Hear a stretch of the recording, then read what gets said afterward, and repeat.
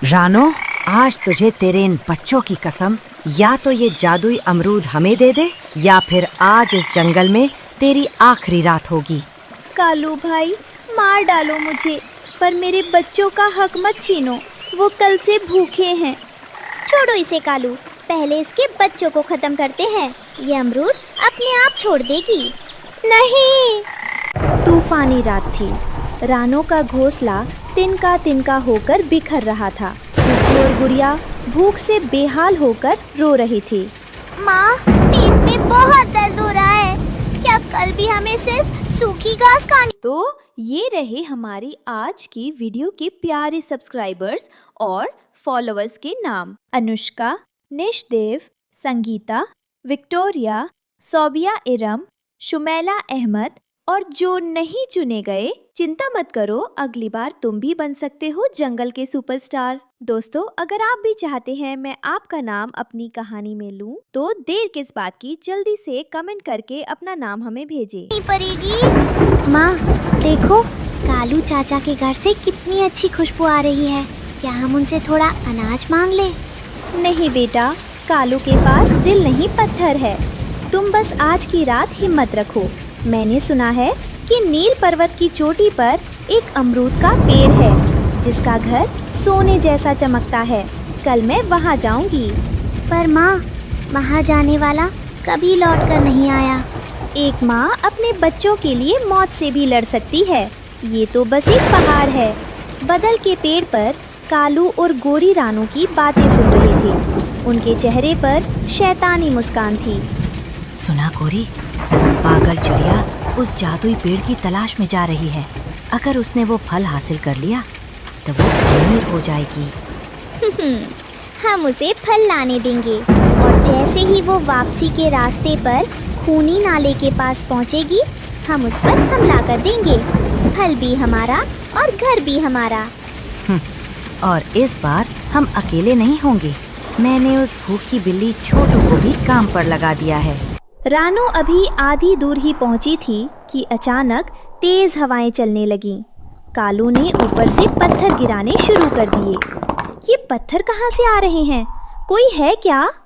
वापस लौट जा रानो, ये रास्ता मौत का है। कालू भाई, तुम मेरे पीछे क्यों पड़े हो? मेरे बच्चों को जीने दो। तेरी मौत ही मेरा फायदा है। कालू रानो पर झपट्टा मारता है। रानो फुर्ती से एक कटीली झाड़ी में घुस जाती है। उसके पंखों में कांटे चुभ जाते हैं, लेकिन वो रुकती नहीं। रानो पर्वत की सबसे ऊंची चोटी पर पहुंचती है। चारों ओर ठंडी हवाएं चल रही हैं।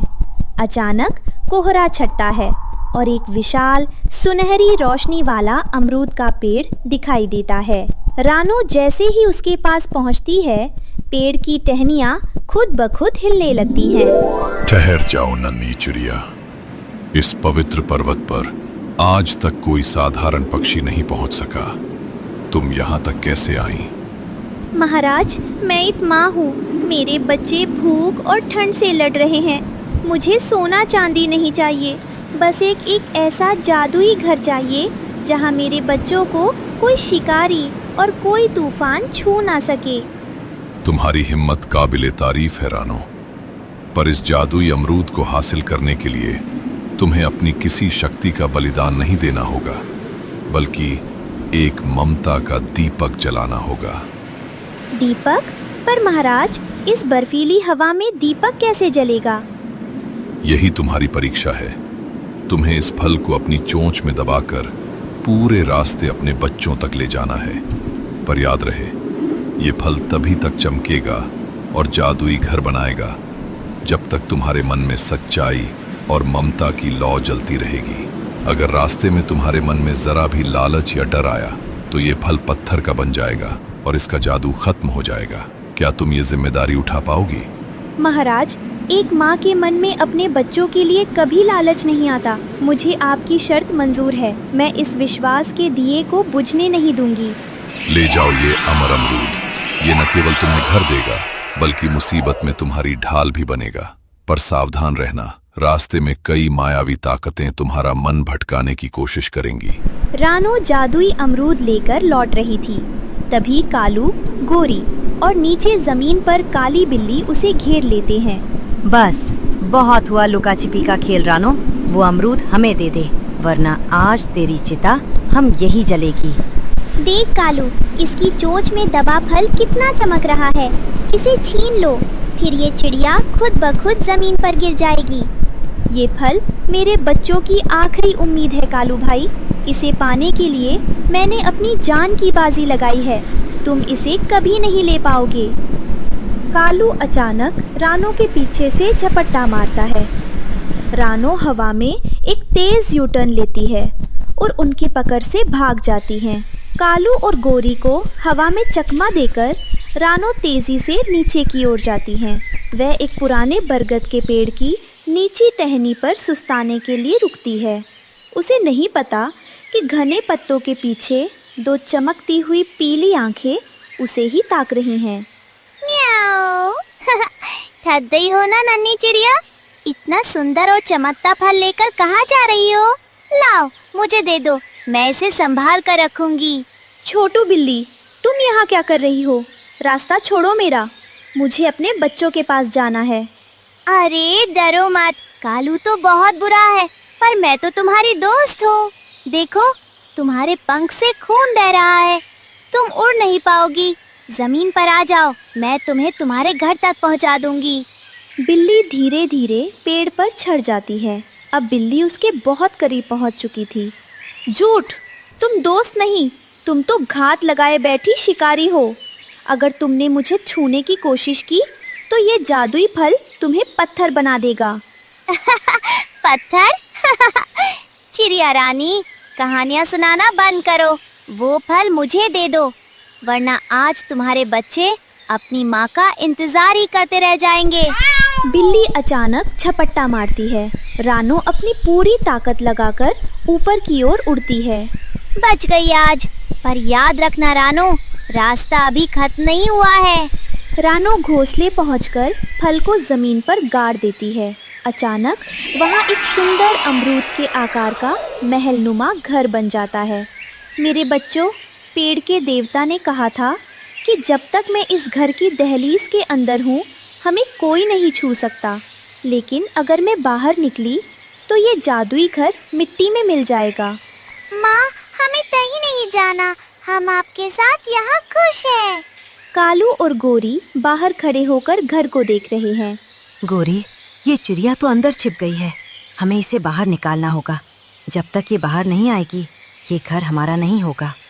एक माँ को बाहर निकालने का एक ही तरीका है, उसके बच्चों को मुसीबत में डालना। कालू एक मीठा फल जादुई दीवार के पास रखता है। कुकू और गुड़िया खिड़की से उसे देखते हैं। रानो सो रही थी। नन्हे बच्चों, देखो मैं तुम्हारे लिए क्या लाया हूँ। ये जादुई अंगूर है, बस एक कदम बाहर आओ और इसे ले लो। गुड़िया, देखो कितना रसीला फल है। माँ सो रही है, चलो जल्दी से ले आते हैं। जैसे ही गुड़िया फल लेने के लिए जादुई दीवार से एक पैर बाहर निकालती है, कालू झपट्टा मारकर उसका पैर पकड़ लेता है। बचाओ माँ, बचाओ, कालू चाचा ने मुझे पकड़ लिया। अब देख रानो, या तो बाहर आ और अपनी बेटी को बचा, या फिर इस घर के अंदर बैठी रह। रानो की नींद खुलती है। वह देखती है कि उसकी बेटी मौत के मुंह में है। वह जानती है कि बाहर कदम रखते ही उसका सुंदर घर गायब हो जाएगा। नहीं, मेरी बच्ची को छोड़ दो, मुझे महल नहीं चाहिए, मुझे मेरी बेटी चाहिए। नहीं माँ, बाहर मत जाना, घर टूट जाएगा। बेटा, ईंट पत्थर का घर फिर बन सकता है, पर तुम दोनों नहीं। माँ आ रही है। जैसे ही रानो बाहर कदम रखती है, महल गायब हो जाता और फिर से वही पुराना सूखा पेड़ बन जाता है। कालू रानो पर हमला करने बढ़ता है, लेकिन रानो अब और भी शक्तिशाली हो गई है। कालू, तूने माँ के सब्र का इम्तिहान लिया है, अब माँ का क्रोध देख। रानो अपनी पूरी ताकत से कालू की आंखों पर वार करती है। तभी आसमान से राजा बाज और अपनी टोली के साथ आ जाते हैं। राजा बाज कालू और गोरी को अपने पंजों में जकड़ लेते हैं। बिल्ली छोटू यह देखकर पहले ही भाग खड़ी होती है। कालू, तुमने एक माँ के त्याग का अपमान किया है। रानू ने घर खो दिया पर अपनी ममता नहीं हारी। तुम दोनों को हमेशा के लिए इस जंगल से बेदखल किया जाता है। हमें माफ कर दे महाराज, हमें माफ कर दे। राजा चील के सैनिक कालू गोरी को पकड़कर ले जाते हैं। रानू अपने बच्चों को गले लगा लेती है। तभी जादुई पेड़ वहाँ प्रकट होता है। धन्य हो रानो, तुमने साबित कर दिया कि एक माँ के लिए घर से बढ़कर उसके बच्चे हैं। तुम्हारी इस परीक्षा से खुश होकर मैं तुम्हें ये घर हमेशा के लिए देता हूँ और अब कोई शर्त नहीं होगी। तुम आसमान में उड़ भी सकोगी और सुरक्षित भी रहोगी। सूखा पेड़ फिर से एक अमर और सुंदर घर में बदल जाता है। इस बार घर पहले से भी ज्यादा चमकदार है। सच्चा घर ईंटों से नहीं, प्यार और त्याग से बनता है। रानो, कुकू और गुड़िया खुशी खुशी रहने लगते हैं। जंगल में फिर से चहचहाहट लौट आती है। इस कहानी से हमें सीख मिलती है कि निस्वार्थ प्रेम और बलिदान से बड़ी कोई शक्ति नहीं है। जो दूसरों का बुरा सोचते हैं वे अंत में अपना सब कुछ खो देते हैं।